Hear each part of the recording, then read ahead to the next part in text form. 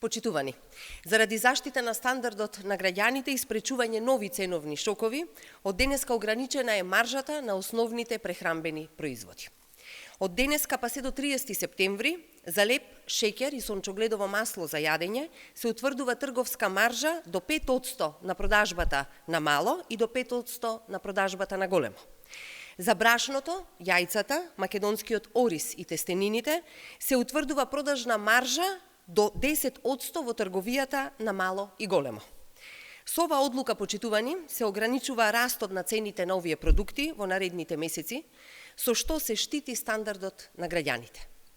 Веќе од денеска сите производители и дистрибутери треба да формираат нови цени кои ќе им ги дадат на супермаркетите и согласно тие нови цени ќе следува поевтинување на овие производи. Во време на светска економска криза, владата предводена од СДСМ покажува постојана грижа за сите категории граѓани. По усвојувањето на ребалансот на буџетот, што сега е во собраниска процедура, следуваат нови прилагодени мерки за поддршка на оние граѓани на кои помошта, почитувани, им е најпотребна.